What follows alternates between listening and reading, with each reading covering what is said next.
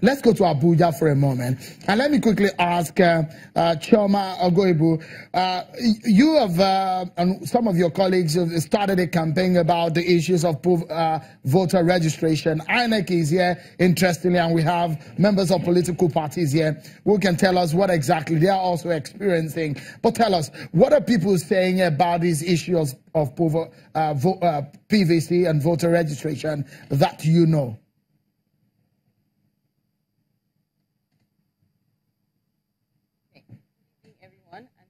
Having me on the show, and happy Father's Day to every father. About the PVCs, I think that INEC can do a lot more. Personally, I can't begin to talk about the number of times I've tried to register as a fresh to get a voter's card, and it's been absolutely difficult. I remember one particular instance we went to. So my polling unit, which is in Life Camp, we went there, and we were told it's supposed to be in a school, and we were told that no INEC official has been there since 2015.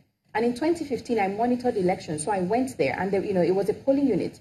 But we went there in 2018. We've been there now 2 times, and we've been told no INEC official has been there. Now, this from the school is in direct contrast with what INEC says online and offline. Online, they have a list of centers where people can go to register, and this school is listed as one of them. But you go to the school and they say no one's been there. And then we went all the way to Games Village, again to try to register. And the lady came at about 9:30, and she came with only 30 forms.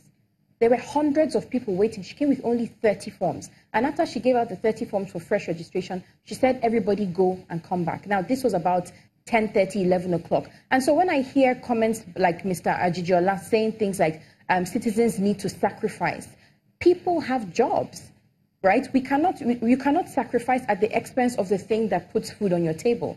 For instance, I've gone out now a good number of times. How many times are people going to keep taking permission from work? Unfortunately, the people who have to do these registrations as well are civil servants. And so, for instance, you cannot tell them on a public holiday to come out to register people. But there's got to be a conversation within INEC to think about how strategically, a plan, an intentional plan to get especially the new people who need to be registered, to get them to register. We keep talking about, inclusive politics. We keep talking about an inclusive democracy.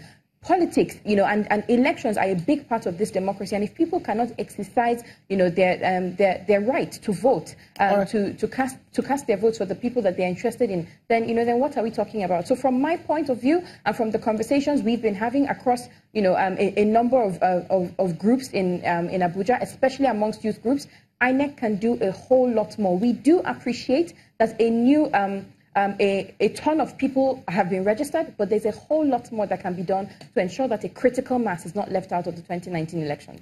Let me ask the politicians on this panel to weigh in on this. Perhaps let me come to Lagos.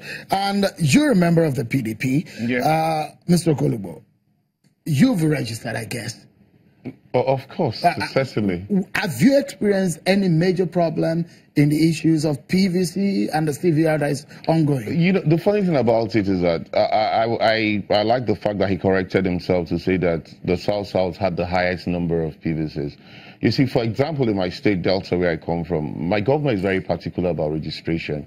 For every political meetings we have, because we have periodic political meetings, when the chairman of each local government are giving their stewardship, their records of what has happened in the month past, what the government is more interested in is how many people have we been able to mobilize in terms of registration. And he gives a thumbs down when the figures are low. What am I trying to say? One of the biggest problems we have is the issues of, when you go to a registration center, they tell you that they don't have, the batteries are low. They tell you that they don't have enough manpower. They tell you that the computers are not working. And in some areas, you see a lot of people coming out with the enthusiasm, just like the lady in Abuja said. They're coming out with the enthusiasm to want to register. But to their greatest shock, they find out that the officials are not ready. They're coming out with a lot of mundane excuses. They give us dates in Delta, for example. They'll tell you that this ward has so and so date for the people to come out to register.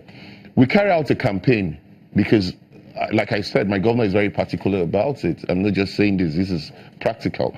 We carried out a campaign and we're saying that this is a period for this word to come out in terms of those who have not registered to go and register. But by the time you get to the registration centers, you register 1, 2, 3, 4, 5. By the time you get to 10, 15, then we have a lot of problems. And like you were rightly saying, these are the people who are going to determine the elections in 2019.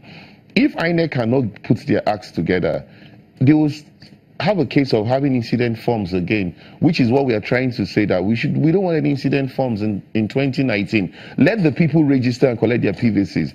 I'm shocked to hear that it's only 3 million that has not been collected in the Southwest, because there's a whole lot of PVCs also that has not been collected in the South. Okay. But registration is the key. And when the people come out and they cannot get their cards, they get discouraged. All right. We'll take a breather. I have a very robust panel tonight on the program. Exactly are the problems you are experiencing, and I could be answering some of these questions, and you will be hearing from them tonight. Up next, what are the stumbling blocks to register and get a PVC? We'll continue with that conversation and more when we return, everyone.